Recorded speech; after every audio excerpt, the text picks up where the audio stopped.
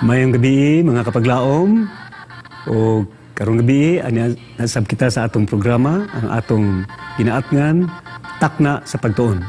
Apan sa dili pa atong padayon ani ay atong pahinumdom.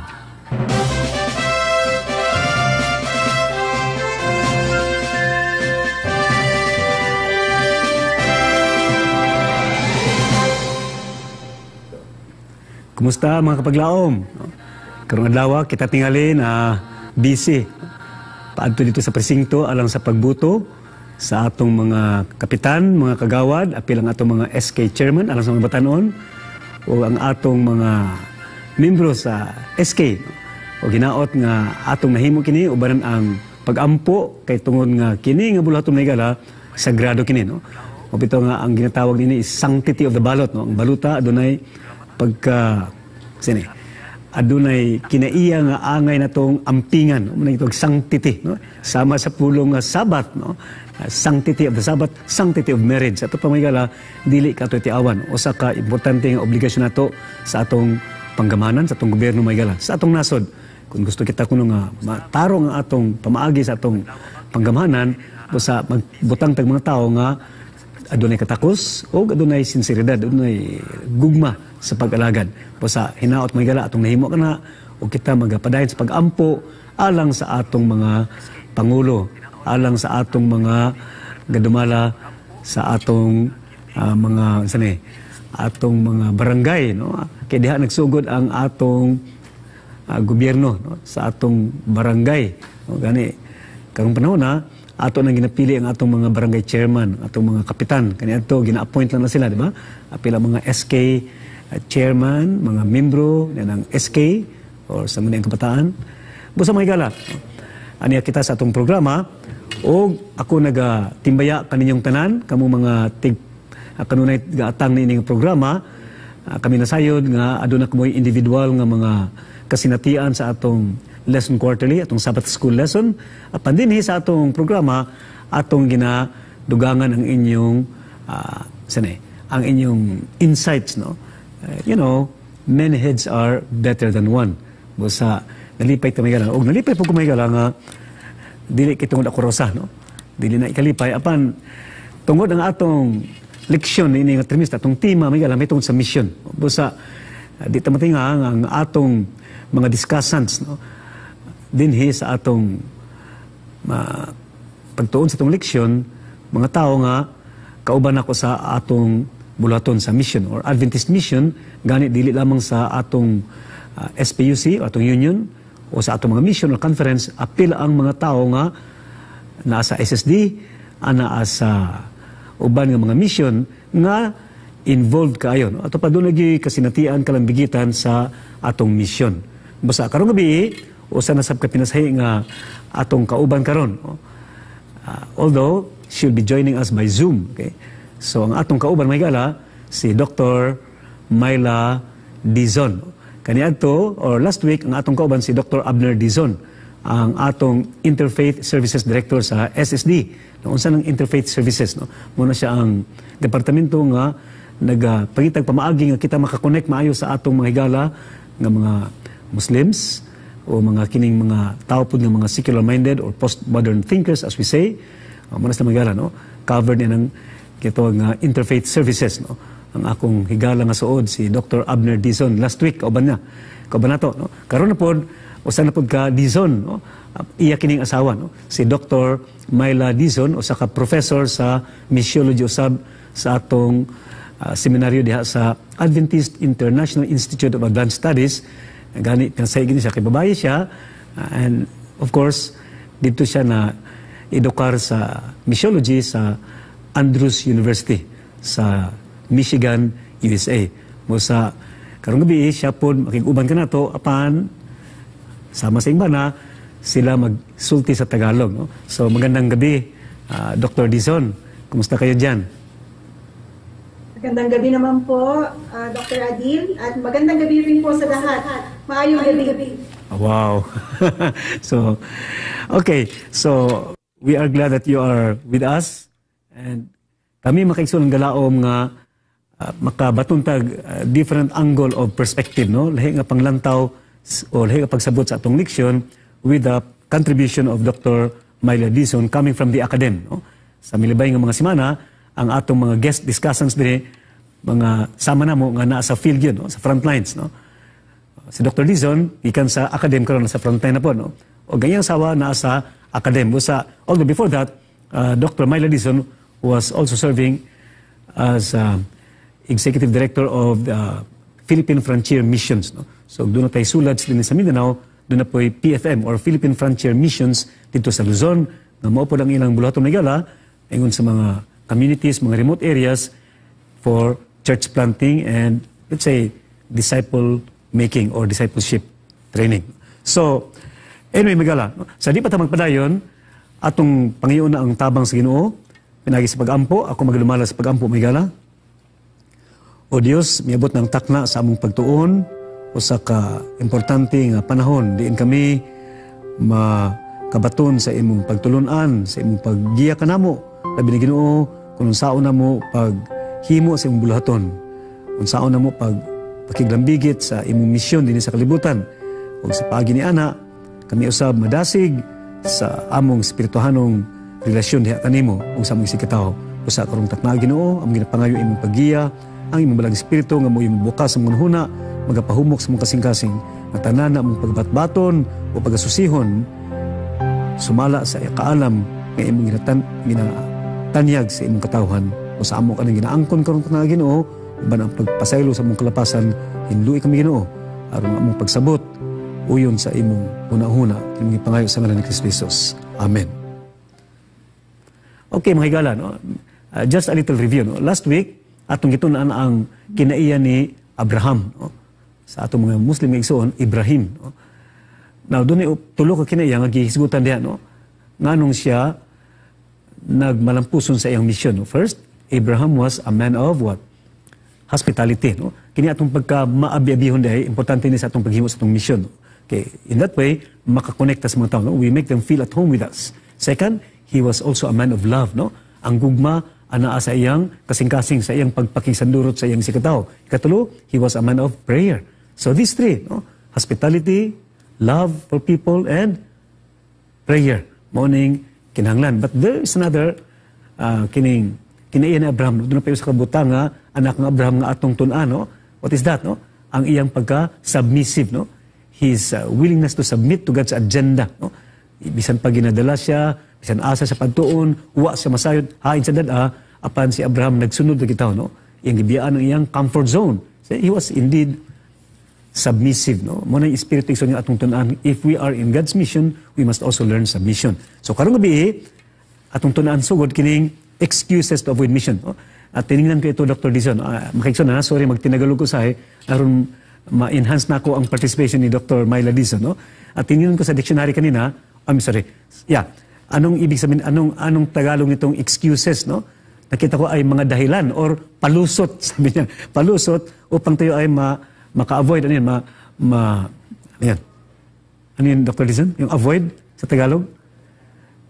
Upang mga tayo ay... dahilan upang makaiwas. Iyon, makaiwas, no? Mga dahilan upang tayo makaiwas sa mission.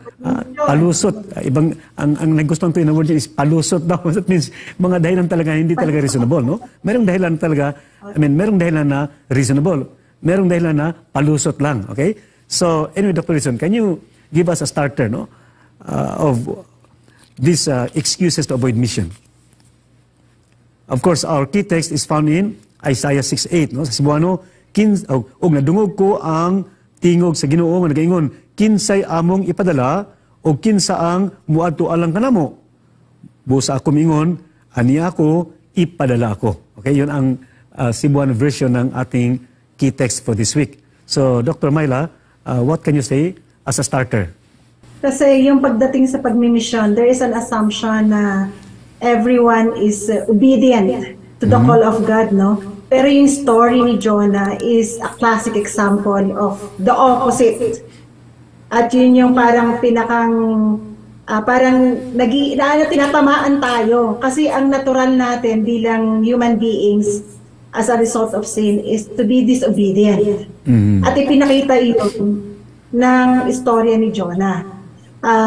So Isaiah chapter 6, ay sinasabi nga sa atin na yung willingness ba? Sino, tinatanong ng Panginoon tayo, sino ang pupunta para sa Kanya? Of course, ang background nito is yung salvation, yung care for the salvation of others. At tinatanong ng Panginoon yon. At madalas, pag tayo, ang natural response natin is to say that, yes, Lord, I will go. But now, dito sa sentro ng ating pag-aaral sa buong sanlinggo na ito ay makikita natin na para bang nakakalkal yung mga tunay na kadahilanan natin na kahit sinasabi natin verbally na, Lord, I will go. Here I am, Lord. Ay meron palang opposite, no, na deep inside us ay mga dahilan natin o mga rason natin kung bakit hindi natin talagang actually na nagagawa yung pagpunta para sa ibang mga tao na hindi pa nakakakilala sa Diyos. Okay, very good. No? That's a very good starter, Doc. No? So, this week, ang ating pag-uusapan, ay, Tagalog ako ha? Ang ating pag-uusapan is yung attitude ni Jonah, no? Na naging attitude natin, no? You know, yung sabi mo na tayo ay oriented, no? Lalo na ngayon, no? Ang theme natin is I will go, no? I will go. Ngunit itong I will go natin, selective tayo minsan, no? I will go to the place where I am feeling comfortable. I will go kung saan ako safe. I will go kung saan maraming benefits. Or I will go sa mga tao na naghihintay sa akin, na welcome ako. Or I will just go home. So yun ang mga ibig sabihin ng I will go. Kaya, in fact, sa ating pangbungad, no, sa opening natin last Saturday evening, na merong mga attitude si Jonah na sometimes, or we have the tendency to parang masabi natin na si Jonah was not really a faithful prophet, no? Na mas magaling tayo kay Jonah, mas willing tayo. But, you know, looking deep into our own selves, no? Tanggapin natin na tayo din, merong tendency na ganon, na selective tayo. No? So in other words, we cannot so much condemn Jonah. Hindi naman siguro pwede na mamaliitin natin si Jonah dahil tayo din, meron din gano'n na mga excuse. Kaya this week, we will study or look into some of these excuses. No? Ang una dito, Dr. Myla, itong fear, no? Itong takot. No? Now, bakit kaya merong takot si Jonah? No? If you look at the background, no? Tingnan natin ang historical context. No? Ano talaga ang Nineveh, no? Then maybe we can also sympathize with Jonah, no? Doc, Myla, can you tell us, ano talaga ang kalagayan ng Nineveh noon? What was Nineveh in those days, sa panahon ni Jonah? So sa panahon na ito, Dr. Adil, ay mga Assyrians ang naninirahan sa lugar na ito na Nineveh. Of course, later, alam natin na Assyrians na, yung mga panahon na Nebuchadnezzar, nila, ng ibang mga hari. Pero at this particular point in time, ay ang nandoon ay mga Assyrians, and they are well known, notorious sila sa lupit na klase ng mga tao. Sa mga taong kanilang kinukubkob ay talagang pinahihirapan nila ng gusto. At in fact, sabi nga sa historical background nitong mga taong ito ay sa archaeological diggings, natagpuan pa nila sa mga dingding nakaukit kung paano pagkakumukubkob ng mga lugar itong mga tao, ang mga Assyrians ay kanilang pinapatay talaga ang mga tao. So, notorious sila sa kanilang ganong mga kagawian. Ngayon, sa panahon na ito ay nakakaranas ang divided Israel at that time, sa panahon ito ni Jonah, na sila ay kinukubkob sa bahagi ng ibang mga nasyon. At nararanasan din ng bayang Israel kung papaano na sila ay alipinin. Pagka sila nakuha yung kanilang mga kababayan, of course, ay dinadala nitong mga nato ay either papatayin lang naman sila noon o kaya sila ay aalipin, ipagbibili o kaya ay gagawin alipin mismo sa kanilang mga tahanan. At yung cruelty, yung kalupitan ay nararanasan nila ng gusto. Kaya si Jonah, yung sa kanyang background, there's yung bang parang may apprehension siya, may takot siya, na yung pupuntahan niya, mag-isa naman siya, napupunta doon. Pinapupunta siya ng Panginoon, mismong sa kalagitnaan, kasi ito yung capital nila na city. So parang, what? Doon ako pupunta? Sa kalagitnaan ng lugar na iyon, wala akong kakampi, I will just be one by myself, And then, mapapalibutan ako. Kung anong gawin sa akin ng mga tao yun, anong mangyayari sa akin? So, yung mga ganong pag-aalinlangan at takot para sa kanyang personal na safety, ang maaaring sumagi sa isipan ni Jonah. Kaya, naging ganon yung response niya. Napaka-adverse yung reaction niya. Instead, Dr. Adil na siya ay pupunta sa lugar ng Nineveh, ay siya ay doon sa opposite direction pumunta. At ang sabi nga ay kung bibilangin daw natin in terms of our kilometers, kung gaano kalayo yun, ay nasa 3,200 plus na kilometers layo. Okay. So, yun daw ay sa panahon na iyon, dahil siyempre wala pa naman silang train noon, wala silang aeroplano, sila ay nagamit lamang ay by boat and go to that place. Okay. So, minsan nawawala ka, Doc, no? Anyway, we got the point, no? In other words, ito si Jonah makikisunan, doon lagi na hinungdan, ba? Kinining mga Ninevites, yun yung mga tao, no? Nineveh was the capital of the Assyrian kingdom, na nitong panahon na, gahi po nga nasod, no? So, doon tayo USA karon, doon na tayo USSR, na Russia, na USSR, no? Doon na tayo kining mga countries, ng mga gahi po, no? Sama sa kanang kakitabo ng gira sa Israel o sa kining Gaza, no? Sa mga Hamas. So, napo yung anak kanyan to. So, ang Assyria, may gala, yung anak po ni kabagtik di ay kung sa pagkapintas, no? Pagkapintas. Basta si Jonah, in other words, doon lagi siya hinungdan, na mahadlok siya, no?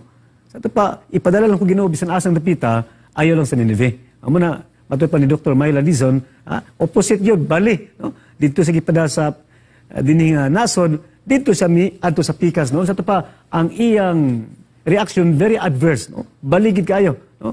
Sa ito pa, ganoon natin siya, anong di ang Ginoo nga na may laing mga tao pa nga pwede na kumahulihan.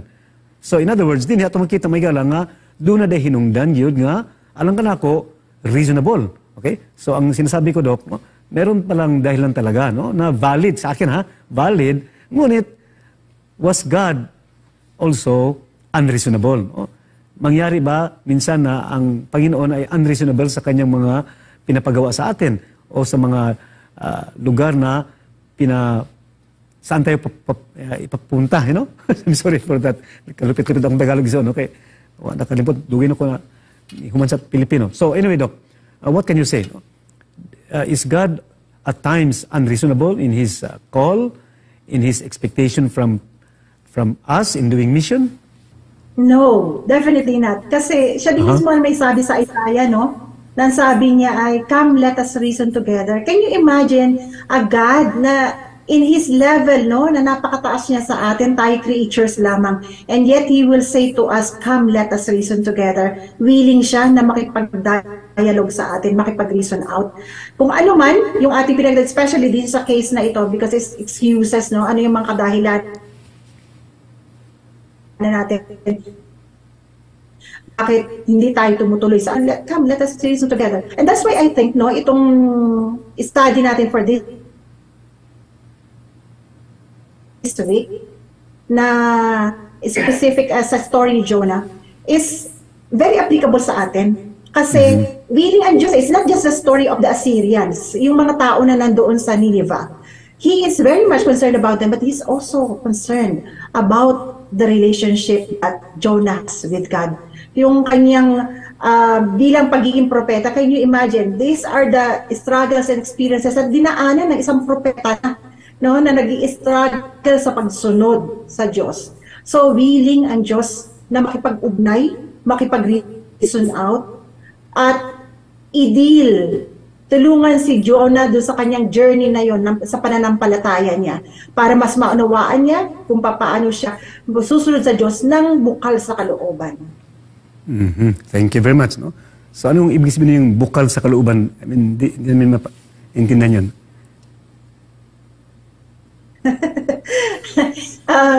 Yung willingness that comes from the heart, yung really, kasi there's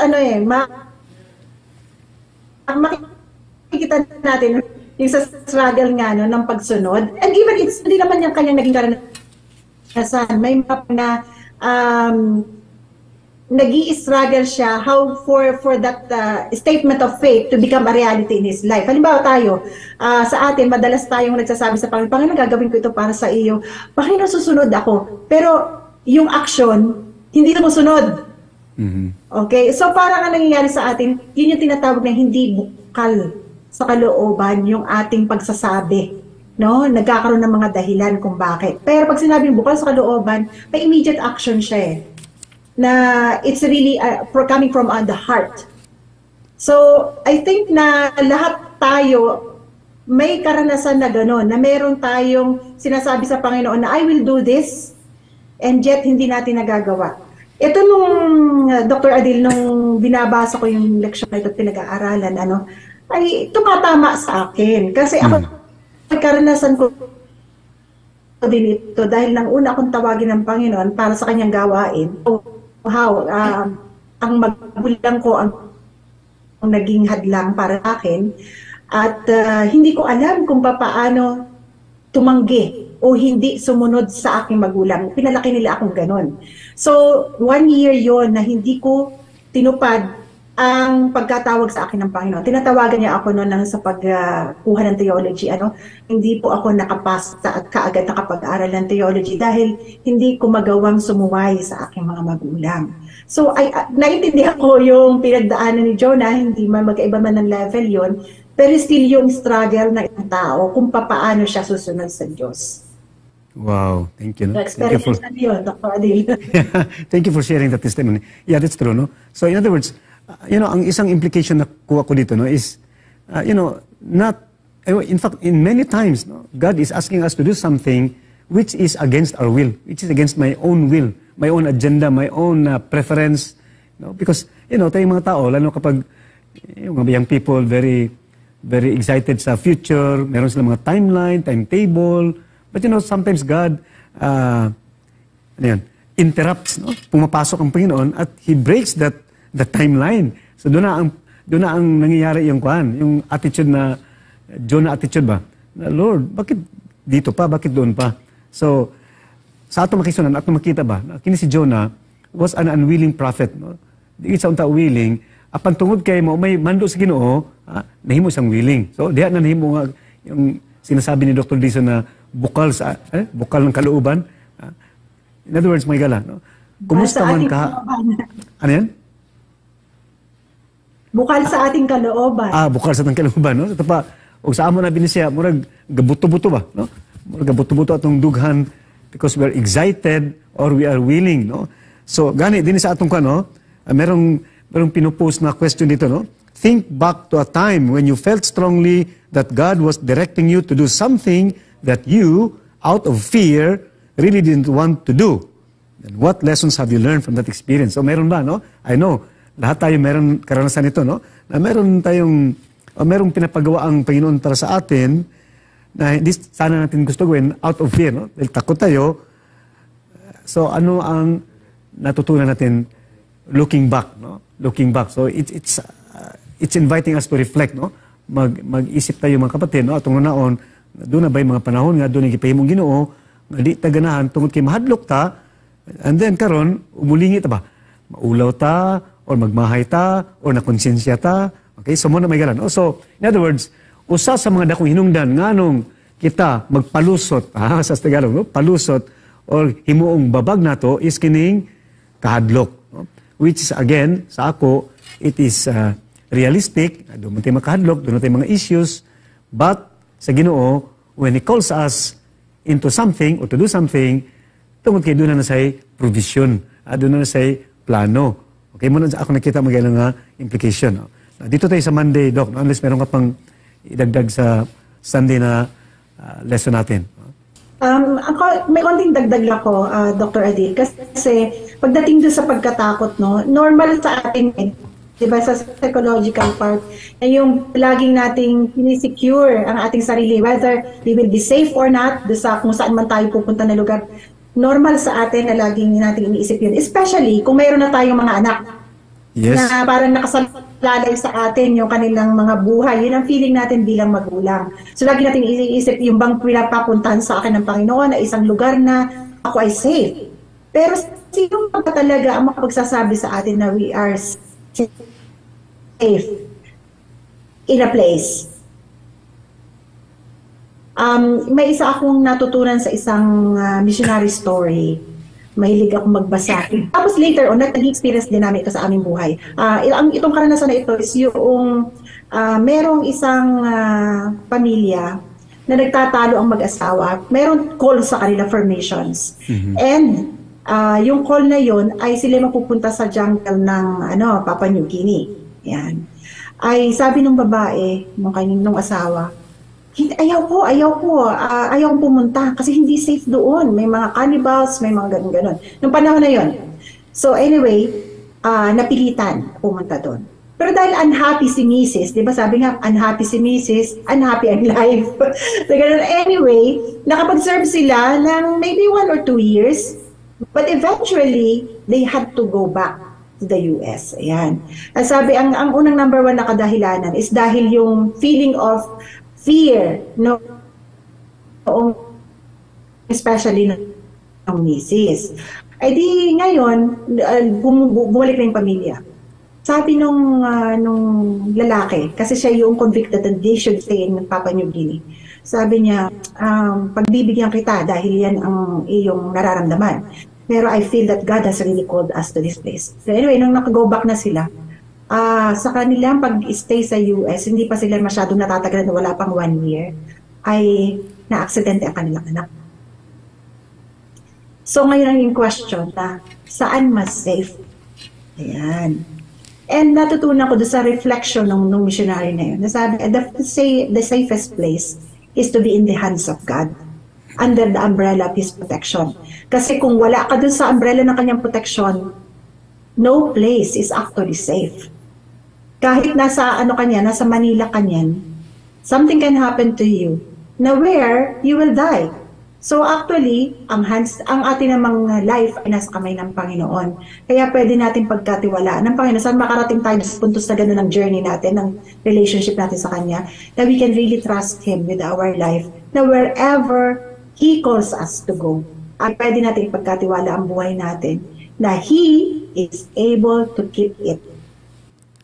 Yes, Doc. Very, very touching reflection yan, Doc, no? Yeah, very touching reflection. I think I also been thinking of this, no? There is no place safer than to be in God's mission. In other words, wala nang lugar, no? Kahit saan sa mundo, wala talagang lugar na pinaka-safe kundi nasa gawain ng Panginoon. In other words, kahit tayo mamamatay, no? If God allows it, and that's, no? So, I'm just happy, Doc, ba? I also want to share my own observations. Dahil nasa Adventist mission tayo, so, in fact, just last 2 weeks, I had been doing my rounds, no, sa mga mission projects natin. I go to see our missionaries nasa bundok, no? There was also time kami ni Dr. Lison, kasama kami dun sa isla ng Tawi-Tawi, Hulu, Basilan, and one common theme, no, in the mindset of these missionaries is they are prepared not to be able to go back anymore. I mean, when they leave their homes, alam nila na baka hindi sila makakabalik, no? So yun ang mindset ng mga missionaries talaga. That's a typical missionary mindset, no? Na pag-alis ng bahay, pagsabi ng goodbye sa kanilang mga nanay at tatay, it also means na baka last night to na goodbye namin. And I'm happy with that kind of commitment, even risking their lives, no? So yun lang ang fear is there, but there is no place safer than to be in God's mission. And I also remember my fellow worker before, no? In my younger days of being a teacher, sabi niya, man is immortal till his work is done. No? I thought it's only philosophical, no? But ngayon, I now see it's true, no? Na kahit anong aksidente maranasan mo, kahit pa mag-crash yung aircraft mo, if hindi pa natapos yung mission mo, then God will sustain you. Pero kung tapos na, kahit nasa bahay ka lang, no? Ingat-ingat ka doon, very careful ka, but if panahon na, tapos na yung mission mo, so I said, no? I thought before it's only philosophical, no? It's true pala, no? Na ganun talaga ang buhay, mga kapatid. No? So thank you for sharing that, Dr. Dison. By the way, before I proceed, I want to greet my friends nasa iba-ibang mga churches dyan, no? Especially itong family nito, na mahal ko talaga, no? Itong Lunzaga family, okay? Si June at saka si Dr. Ellie Lunzaga, nasa Central Mindanao University. I think, Dr. Milo, you met them last year, no? When you went to Central Mindanao University, we have a chapel there. I mean, we have a student center there. And this couple is serving as pillars of the Mas Amicus, no? So I want to say hi to you, no? You know, Doc, they are actually going through through the valley of decision this time, no? I will not tell you what it is about, but maybe later you will know. But let's pray for them, no? They are making a major decision pertaining to their career, no? And with the children. So, regards kaninyo diha, inaot inyong mabati ang guidance Holy Spirit, no? And also to all our friends, no? Those I have visited last 3 weeks. First, we conducted an evangelistic campaign in Mati City, in Davao Oriental. And to our new members, or newly baptized young people in that university, please be part now of God's mission, no? You cannot stay as is. You have to grow somehow, no? At sa ating mga missionaries na dinalaw namin, ng asawa ko, at ng ating mga Adventist Mission Director, dyan sa Sultan Kudarat, dyan sa South Cotabato, dyan sa Davao Oriental, dyan sa Davao Occidental, no? I'm happy to see your high spirits, no? You are really excited about mission. Okay? So anyway, Doc, let's move on to Monday, no? Another excuse, isa namang dahilan na tayo ay tumatanggi o hindi pumupunta saan tayo pinapadala ay ito yung false views, no? Ang mali na pananaw ba yun? Yung ba sa Tagalog? Mali na pananaw. And in fact, paniniwala pala. Okay, paniniwala, no? So, again, Jonah is mentioned here na he was influenced by the worldview ng mga mariners, no? Dahil ang mga mariners, when there was that storm, they really thought that the demons ruled also the sea. Kaya they have to be appeased. Dapat paligayahin sila. You know, it's a common worldview of people, no? Lalo yung mga tinatawag yung mga folk religion. You know, some people will perform dancing. Sa amin, no? Sa culture ng tatay ko, when somebody is sick, merong shaman na mag-perform ng dance, no? Tinanong ko bakit? May mga ritual na ginagawa. May mga ritual po na ginagawa. And the reason there is, they have to appease the spirit. Dahil ang spirit ay nagagalit, kaya nagkaroon ng sakit yung isang tao, kaya you have to do some dancing para maaliw sila and alis sila. Okay? So, posible ganito rin, no? So, it's a kind of worldview, by the way. Now, how important is having a right view, no, over false view, Doc, sa mission? Napaka-importante po nito kasi kung halimbawa may maling paniniwala, it will also dictate kung paano mo isasagawa ang iyong pinaniniwalaan. Halimbawa, or in English, no, our theology dictates how we do our mission. Yes. So kung mayroon tayong maling paniniwala tungkol sa Panginoon, or maling pagkaunawa tungkol sa Kanya, yun din ang ating gagawin kung paano natin isasagawa. Halimbawa po nito sa panahon ni Jonah, nabanggit nga sa ating lesson na siya ay impluensyado ng mga paniniwala na the seas is governed by spirits. Actually, nakaka-relate tayo dyan bilang Pilipino, di ba? Yeah. May mga lugar, especially na dito sa atin sa Pilipinas, na may mga kinukonsider tayo na yun ay kiniklaim ng mga espiritu. So, sa kanilang kaisipan, kinakailangan ay sila maghahandog. Yan po sa Philippine Frontier Missions, nung doon po ako nagtatrabaho. Napakaraming lugar, halos mga ganyan talaga yung pinagsisilbihan ng mga missionaries na pinapadala namin, ano? Mga spirits. So, pag may sakit, immediately ang kanilang maghahandog sila ng manok. Yan, papatayin nila. So tayo naman po sa panahon na ito ni Jonah, yung pinag-uusapan natin, ang kanyang hiniling ay do sa mga tao ay siya ay itapon sa dagat. Na ang kanilang thinking is ma-appease ang mga espiritu na nandoon upang itigil na yung malaking unos o kayong typhoon, no, na nararanasan nila. Can you imagine that coming from a prophet? Pero yun yung isip na God is also angry with me, for running away. Yun yung kanyang pinanggagalingan. Na yun yung aplikasyon ng effect sa kanya ng mga paniniwala ng ibang mga nations na mga nakakasalamuha na nila sa Israel at that time. So, ayan po, na nakita natin sa story niya, hiniling niya dun sa mga pahinante, sabihin na natin, o kaya dun sa mga merchants, na itapon siya sa dagat. At ang kanilang iniisip noon, ang kanya particularly iniisip is that God will stop the storm. So, yun. And did it stop? Nang naitapon na siya.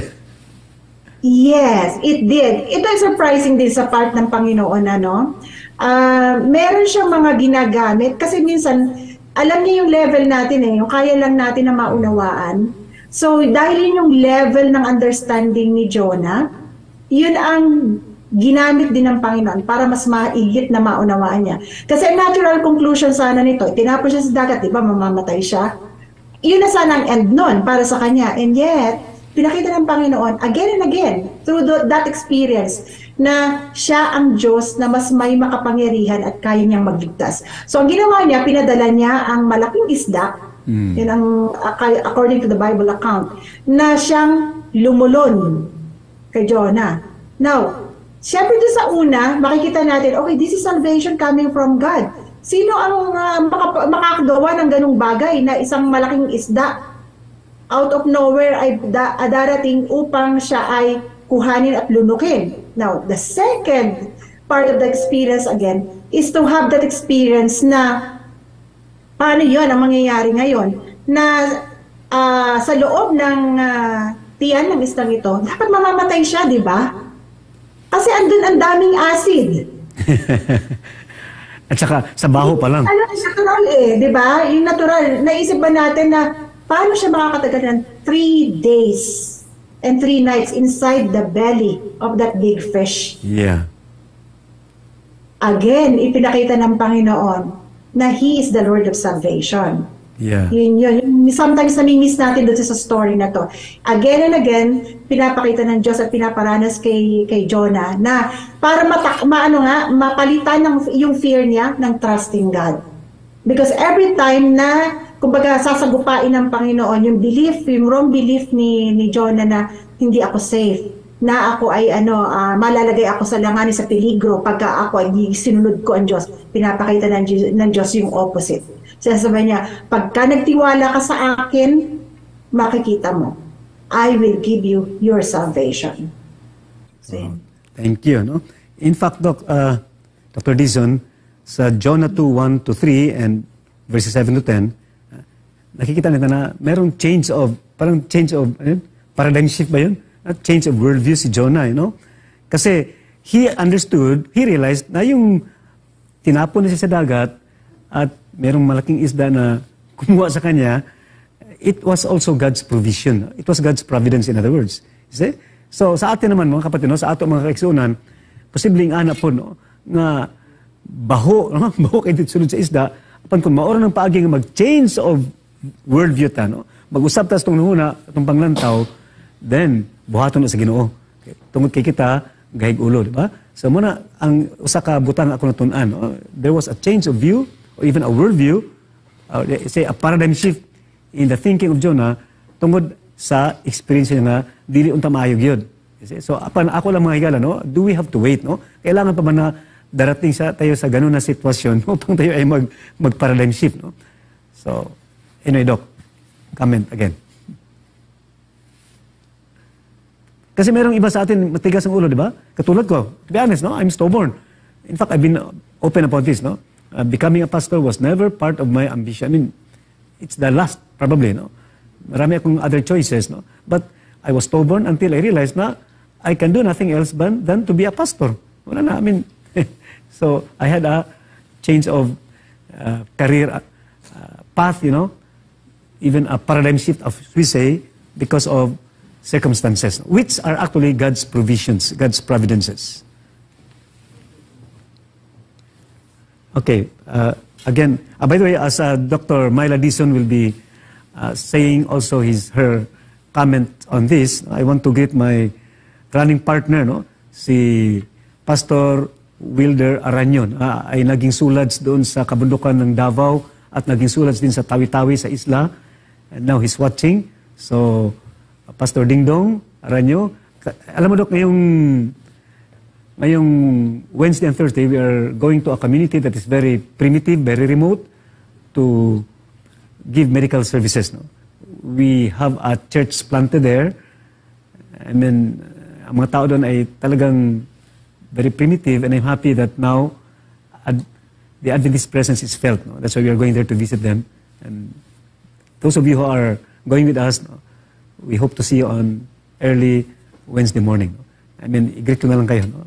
Kung kayo makanda. Anyway, Doc, itong sinasabi ko na, does it take to go through that experience? Kailangan pa ba magdaan tayo ng ganun kahirap na experience, upang tayo ay magbago ng palaisipan natin? Na we become willing to go on God's errands. Sa human experience, I can say po na yes eh. Mm-hmm. I wish that things are different and parang more perfect, no? Na parang pag tumawag ang Diyos, sunod ka agad tayo. Kung saan niya ituro, doon tayo pupunta. Kaso mo hindi ganun ang experience ng tao eh. Laging yung opposite. Yeah. Pag hindi tayo komportable, pag natetreten ang life natin, ang security natin, ang ating trabaho, ang ating pagkain, ang edukasyon ng ating mga anak, yung mga threat na ganon sa atin, ang response kaagad natin sa Kanya is not to trust Him. Or to doubt. To doubt na na kaya niya nga ba na tayo ay kaya hinahayaan ng Panginoon na makaranas tayo ng mga karanasan na makapagtuturo sa atin na how to trust Him. Yes. Sabi nga ito rin yung mga testimony ng mga nauna pa sa atin ng mananampalataya, is that hanggang di natin natututunan yung leksyon na yon, na nais ng Panginoon na matutunan natin, paulit-ulit na mag-go through tayo ng similar experiences para yung particular lesson na iyon ay matutunan natin. This is coming from someone na, yun nga po, nabanggit mo kanina, na hindi kaagad ako nakasunod sa Panginoon. It was the worst year of my life. Nung alam ko na hindi ako sumunod sa Panginoon, na tinatawag niya ako na mag-take ng theology, I didn't know how to be disobedient to my parents. But at the same time, it was also agonizing for me personally kasi alam ko na how I am disappointing God. At sabi ko nga, pinaka-worst na year so far, sa aking 53 years of life here on earth, pinaka-worst yon, at yun po ang ayaw na ayaw kong maulit o kaya mabalikan. So, parang sa akin, if only I have an automatic, parang sabihin natin, maging bukal nga lagi sa kalooban ko, is I would choose to be obedient to God. Kasi yun parang pinakang happiest moment mo is to give glory to God and give Him the satisfaction na bilang anak ay ikaw ay masunurin sa Kanya. Again, hindi po madali sa atin. Pero nga, as we travel, yung sa justification, sanctification process natin, ay makakarating naman tayo sa puntos na pinapromise ang Panginoon, it will become our second nature. Yeah. Pero sa ngayon pa lang, nandun pa tayo sa sanctification, edi ang ating pong mga pag-uugali at ang ating pagkatao ay patuloy pang binabago ng Panginoon, binabago ng Holy Spirit. So tayo po ay dapat makikooperate sa Kanya. Para yung ating response na ayaw natin, hindi tayo obedient, lagi tayong fearful, lagi tayong marami excuses, ay maging kabaliktaran. Tayo magiging mabilis na sumagot sa Kanya. Pag sinabi ng Panginoon, anak, kailangan kita doon sa lugar na iyon, yun doon ay dangerous, pero I am giving you the promise na ipiproteksyonan kita, iingatan kita sa lugar na iyon. Amen. Okay. So, Doc, we are about to end, no? But I would want you to pray. But before that, no, I want to go back to the point, no, na for those of us who are stubborn, no, sa atin na mga titigas ang ulo, or we are willful, thinking that we can manage our own lives, sometimes God allows us, no, ginapaagi ta sa Ginoo sa mga sakit ng mga eksperyensya, mga kalisdanan, aron kita makarealize, no, that we can have that what we call change of worldview, or sa research lagi, paradigm shift, no? Mausab ang atong una-una. Now, doon ay duha ka punto nga akong i-point out before Dr. Dison will pray. Number one, nga mga misunderstandings ba? Ang kinahanglan po ko nga i-change ang atong understanding is, one, at kita focus atong kaluwasan. No? Nga grabe ta ka pilian, kay gusto ta nga sigurado maluwas ta. And we have also the tendency to, to seclude ourselves, no? nga maglahi ta sa mga tao sa kalibutan kay makasakay sila. No? Manang gikoin nga word bitaw nga sakit ko sa Adventista kining tawag nila nga colonitis, no? Mag-form tag mga colony atong gusto atong kauban nito mga Adventista lang kay mga kasinabot ta or ang sapot kataman is compounditis, ha? Kining sakit sa magtapok-tapok ba, mag-compound ta mahigala kay ang kalibutan makasaka ayo. Now, in other words, we are only concerned of our own salvation, forgetting that others need our witness, our influence. Second nga, hinungdan nga nung dili ta malampuson sa atong pagsunod sa Ginoo is what?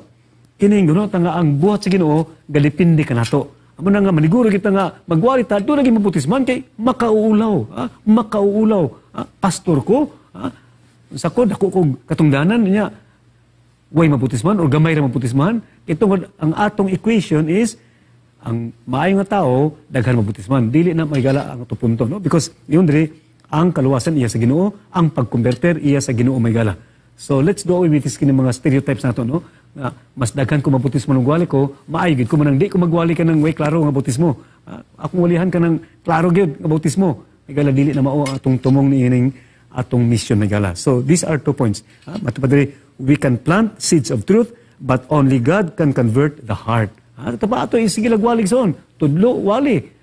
Kay kung magsito na nga usa kay resulti ani akong wali, basi gamay rin butisman o basi mo butisman makaulaw or siya magila. That means we are not doing God's mission actually. No? If we are so baptism focused or conscious, number conscious magala. Anyway magala, no? Daghan pa atong angay mas substance atong leksyon. Now sa Wednesday evening o sa Friday evening kauban gyapon nato si Dr. Myla Dizon. For this week siya ang atong guest discussant. Doc, we want to hear from you for the closing words and then lead us in praying the closing prayer. Okay. Mga kapatid at sa ating mga tagapanood,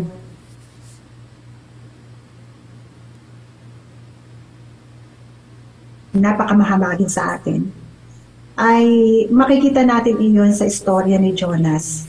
Yung willingness ng Diyos na makipag-dialogue sa atin at willing siyang i-open natin ang sarili natin sa kanya, sabihin natin kung ano yung ating mga kinatatakutan, kung ano yung mga bagay na pumipigil sa atin para mas maging masunurin sa kanya. Willing siya na makipag-dialogue sa atin. Sasabi niya sa Isaiah, "Come and let us reason together." So that's why ito po yung pinag-uusapan ngayong o pinag-aaralan ngayong isang linggo na ito. Mga kapatid, ang sabi ng Panginoong Yesus, "He who hangs on to life will lose it. But he who is willing to lose his life will gain it." So siya po mismo ang nangangako sa atin ng pangakong iyon. Na kung willing tayo, na hindi tayo para bang ayaw natin pakawalan ng buhay. Parang pag tayo ay sumunod sa Kanya, ay tumatayan. Ang pangako po ng Panginoon, kung tayo willing na i-give up ang life natin, we will gain it. So ang buhay po sa atin is na kasiyahan ay ang maglingkod sa Panginoon. At sana po yun ang maging karanasan ng bawat isa sa atin. Amen. Okay. So makigsunan, dahil salamat sa inyong pag-uban kanamo sa atong pagtuon karong gabi o balik ta sa Miyerkules o Biyernes kauban gyapon ni Dr. Myla Dizon, missiology professor sa atong seminary sa Ayas. Doc Dizon, can you lead us in the closing prayer now? Okay, let's pray po. Dakilang Ama, aming pinupuri kayo sapagkat kayo'y mayroong concern para sa kaligtasan ng inyong mga anak ng buong sanlibutan. Ang sabi niyo sa John 3:16, "For God so loved the world that He gave His only begotten Son, that whosoever believeth in Him should not perish, but have eternal life." Lord, madalas ay natatakpan itong pagmamahal mong ito para sa mga tao ng aming reluctance to go because of our fear, because of our possibilities. Panginoon, ang aming panalangin, tulungan mo kami na ma-overcome namin ito at maging Panginoon, nagsuko ang mga sarili,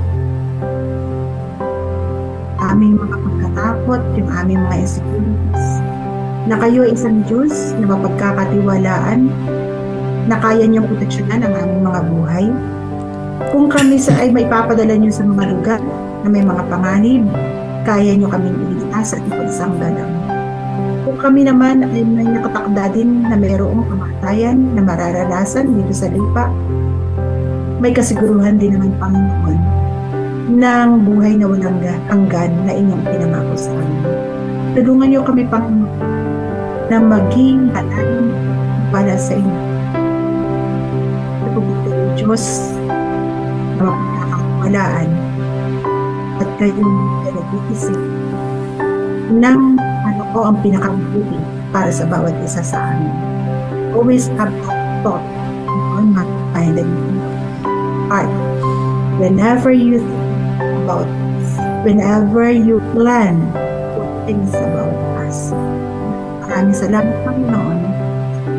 Sa aking pananang, alang-alang sa mga pangalan